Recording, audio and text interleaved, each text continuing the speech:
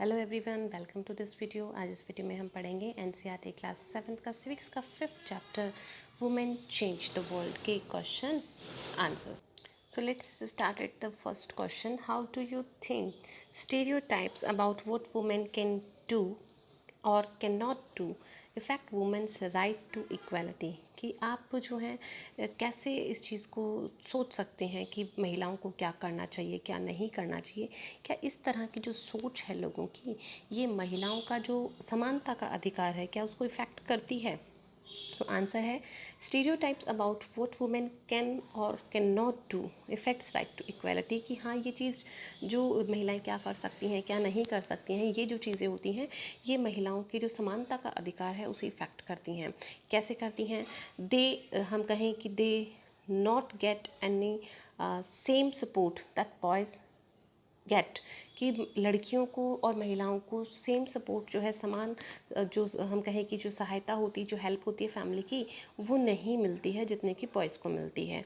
They are consider inferior to man. पुरुषों के comparison में महिलाओं को जो है कम आंका जाता है। उनको चाहे फिजिकल वर्क हो, चाहे मेंटल वर्क हो, किसी या सैलरी को लेकर भी हो, तो उनको जो इश्यूज़ होते हैं वो इन्फीरियर कर देते हैं as comparison to the mans. की थर्ड अगर इसमें हम बात करें, that they are not sent to educational institution. कि महिलाएं जो होती हैं उनको स्कूल्स भी जो है वो बहुत ही कम एजुकेटेड उनको किया जाता है। या हम कहें कि उनको जो एजुकेशनल इंस्टीट्यूशंस होते हैं, स्कूल वगैरह होते हैं, उतनी जो फैसिलिटीज़ हैं वो उनको नहीं मिलती हैं फैमिली की तरफ से जितने कि बॉयज़ को या मैंस को प्रोवाइड करवाई जाती हैं। फोर्थ अगर हम इसमें बात करें तो they are promoted to see marriage as their future. कि लड़कियों का भविष्य जो है वो सिर्फ और सिर्फ शादी बताया जाता है इंस्टीड ऑफ हायर स्टडी। मतलब बच्ची जो होती है, बेटी जो होती है, लड़की जो होती है, हम उसके बारे में बोले कि उसका जो कैरियर होता है वो हायर स्टडीज़ को लेकर नहीं डिसाइड किया जाता है, बल्कि लड़की को कहा जाता है कि तुम ग्रेजुएशन कर लो, then after you got married, कि तुम्हें शादी करनी है। तो मतलब लड़की का ऑलमोस्ट अगर हम देखें, ऑलराउंड अगर देखें, तो उसका फ्यूचर जो है सिर्फ और सिर्फ मैरिज होता है। फिर हम देखें फिफ्थ नंबर पे, they are not paid equally to man for the same work. कि अगर हम वर्किंग प्लेसेस पे देखें तो लेडीज़ जो होती हैं उनको उतना पेमेंट नहीं मिलता है जितना कि जेंट्स को दिया जाता है, पुरुषों को दिया जाता है। तो it also deal a big gap between the man and women. They are assigned household work as their priority jobs. महिलाओं को जो घर के काम होते हैं उनको प्रियोरिटी देनी होती है कि ये आपके लिए ही है, आपको ही करना है।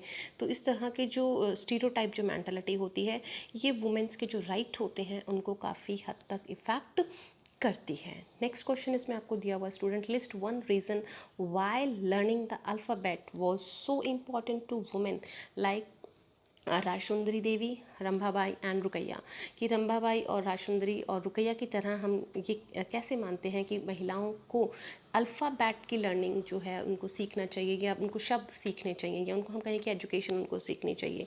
तो इसमें आंसर है Rajasundari Devi, Rambhabai and Rukaiya are able to achieve their goal only by education. यानी शिक्षा के माध्यम से ही इन्होंने अपने जीवन के लक्ष्य को हासिल किया। They were able to put an impact on the society. उन्होंने समाज के ऊपर एक बहुत बड़ा, हम कहें कि महत्वपूर्ण प्रभाव उन्होंने डाला बाय राइटिंग देयर आइडियाज़। कि जब उन्होंने अपने विचारों को लिखा, अपनी स्टोरीज़ को लिखा, और setting up schools through which can never be achieve through without learning. जो स्कूल्स उन्होंने सेटअप किए, या जो स्टोरीज़ उन्होंने लिखी, जो राइट आइडियाज़ उन्होंने एक्सप्लेन किए, वो बिना एजुकेशन के, बिना लर्निंग के पॉसिबल नहीं थे। दस लर्निंग द अल्फ़ाबेट वो सो इम्पॉर्टेंट। तो हम कह सकते हैं कि अल्फ़ाबेट को सीखना, यानी पढ़ाई को सीखना बहुत ज़रूरी है। It will not the help them in their day to day social life. कि ये सिर्फ उनके सामाजिक की जो समाज की जो रोज़मर्रा की जो जीवन होता है सिर्फ उसी को इफ़ेक्ट नहीं करती है, but also help them to pursuing their education and dream. तो उससे वो शिक्षा भी ग्रहण करते हैं और अपने सपनों को भी पूरा कर पाते हैं। नेक्स्ट क्वेश्चन स्टूडेंट्स आपका इसमें दिया है, poor girls drop out the schools. जो गरीब लड़कियां होती हैं वो स्कूल छोड़ देती हैं बिकॉज, क्योंकि they are not interested in getting an education. क्योंकि उनको एजुकेशन में इंटरेस्ट नहीं होता है। Reread the last paragraph on page number 62 and explain why this statement is not true. ये जो स्टेटमेंट है जो हमें पेज नंबर 62 पे मिला था, लेकिन ये सही नहीं है। कैसे? The statement poor girls drop out of school जो गरीब लड़कियां होती हैं वो स्कूल ड्रॉप आउट कर देती हैं, छोड़ देती हैं, because they are not interested in getting an education, क्योंकि वो शिक्षा में इंटरेस्टेड नहीं होती हैं। इट नॉट ट्रू, ये सही सेंटेंस नहीं है। बिकॉज क्योंकि in many parts of the country, देश के कई भागों में, स्पेशली इन रूरल एरियाज, जो ग्रामीण क्षेत्र है, एंड द पुअर एरियाज, जो गरीब क्षेत्र है, there may not have not even be proper schools, not teachers who teach on a regular basis, कि हम कहें कि वहाँ पे ना तो स्कूल्स हैं, ना ही इतने अच्छे टीचर्स हैं जो कि रेगुलरली बच्चों को पढ़ा सके, तो उस वजह से भी उनको स्कूल ड्रॉप आउट करना पड़ता है। दूसरा, अगर हम बात करें कि parents are not willing to sell their girl child to distant school due to lack of transportation. अब गाँव की जो बच्चियाँ होती हैं उनको शहर में पढ़ने के लिए पेरेंट्स अलाउड नहीं करते हैं।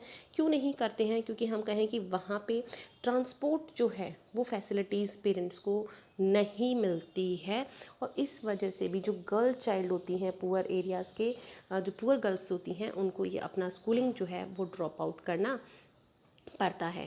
थर्ड, अगर हम बात करें कि unable to bear the cost of education, यानी शिक्षा का जो कॉस्ट है वो इतनी हाई होती है कि पेरेंट्स जो होते हैं वो गर्ल्स के लिए अफोर्ड नहीं कर सकते हैं। फोर्थ, अगर हम बात करें boys get preference over girls for seeking education, लड़कों को ज़्यादा महत्व दिया जाता है परिवार में गर्ल्स के कंपैरिजन में, कि लड़की है तो क्या करेगी पढ़ के, लेकिन लड़के को चाहे कितनी भी दूर भेजे, चाहे कितना भी पैसा खर्च हो, उसको वो पढ़ाते हैं, उनके ऊपर वो इन्वेस्टमेंट करते हैं।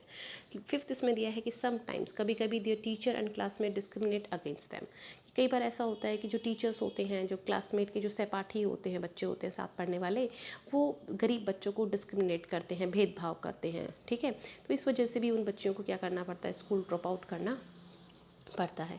अब इसमें आपका लास्ट क्वेश्चन आता है, can you describe 2 methods of struggle that women movements use to raise issues, कि क्या आप महिला आंदोलन के 2 मेथड्स को, जो स्ट्रगल्स में उन्होंने यूज़ किए थे अपने इश्यूज़ को रेज अप करने के लिए, उनको डिस्कस कर सकते हैं और डिस्क्राइब कर सकते हैं। If you had to organise a struggle against stereotype, और अगर आपको एक स्ट्रगल, संघर्ष ऑर्गेनाइज करना पड़े इस तरह की सोच के अगेंस्ट, व्हाट वुमेन कैन और कैन नॉट डू, कि महिलाओं को क्या करना चाहिए और क्या नहीं करना चाहिए, what method would you employ from the ones that you have read about, तो इन दोनों में से आप कौन सा यूज़ करेंगे।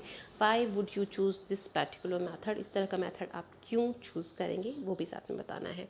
तो 2 मैथड्स जो हैं जो वुमेन्स मूवमेंट के लिए आप रेजअप करते हैं, तो फर्स्ट हम बात करें तो इसमें आता है आपका कंपेनिंग, कि हम कंपेनिंग करें उसके लिए। It is an important part of women's movement, ये महिला आंदोलन का बहुत ही महत्वपूर्ण भाग हम कह सकते हैं, जिसको कि यूज़ किया गया था टू फाइट डिस्क्रिमिनेशन, भेदभाव के अगेंस्ट लड़ाई करने के लिए, एंड वायलेंस अगेंस्ट वुमेन, और महिलाओं के साथ में जो हिंसा होती है उसके लिए इसको यूज़ किया गया। Women work in organised and collective manner to achieve their certain and specific goal, महिलाओं ने मिलकर एक साथ इस उद्देश्य को हासिल करने के लिए, अपने इस गोल को, अपने इस एम स्पेसिफिक गोल को हासिल करने के लिए इस आंदोलन को आगे बढ़ाया। सेकंड इसमें आता है आपका प्रोटेस्टिंग। प्रोटेस्टिंग में अगर हम बात करें तो वुमेन यूज़ पब्लिक रैलीज़, की महिलाओं ने जो है पब्लिक रैलीज़ निकाली थी, and demonstration as a powerful weapon for drawing attention to injustice, कि इस तरह की जो इनजस्टिस होता है या अन्याय होता है, तो उसमें जो सबसे बेस्ट तरीका होता है, एक तो हमने कहा कि कंपेनिंग हो गया, और दूसरा हो गया प्रोटेस्ट करना, कि रैली निकाल के उस चीज़ का विद्रोह करना। The women's movement raise the its voice when violations against women take place, कि जब भी महिलाओं के साथ में हिंसा हुई है तो महिलाओं ने इस चीज़ का जमकर विरोध भी किया है। I would choose campaigning as a method to struggle against stereotype, हम जो मैथड चूज़ करेंगे स्टीरियोटाइप के अगेंस्ट वो होगा कंपेनिंग। इन दिस मैथड, क्योंकि इस मैथड के अंदर we use to get clear ideas, हमें स्पष्ट जो आइडिया हैं वो हमें मिलते हैं अबाउट थॉट ऑफ पीपल, लोग क्या सोच रहे हैं, about what they want to seek justice for the discrimination against women, की महिलाओं के साथ में जो भेदभाव हो रहा है उसके लिए जो है पीपल क्या थॉट कर रहे हैं, लोग क्या सोचते हैं, वो चीज़ हमें जानने का मौका मिलता है। We go to familiar with their opinion, हम लोगों के दृष्टिकोण को जान पाते हैं about stereotypes and their method of the इरेक्टेशंस right from the society level, और एक हद तक हम जो है समाज से इस प्रॉब्लम को रिमूव कर सकते हैं, इरेक्टेशन कर सकते हैं उसका। It is also a peaceful and organised method, और सबसे बड़ी जो चीज़ है इसमें कि ये जो मैथड है ये बिल्कुल ऑर्गेनाइज्ड है और पीसफुल है, यानी शांतिपूर्ण तरीके से आप लोगों तक अपनी बात जो है पहुंचा सकते हैं। तो हम जो है इसमें हमने जो यूज़ किया वो कंपाउंडिंग वाला मेथड यूज़ किया। तो स्टूडेंट्स यहाँ पे आपका चैप्टर जो है वो ख़त्म होता है। इसका एक्सप्लेनेशन भी मैं अपने वीडियोस में बता चुकी हूँ। तो I hope that you all have to be understand the explanation of this chapter as well as the question answer. So now thank you for watching it.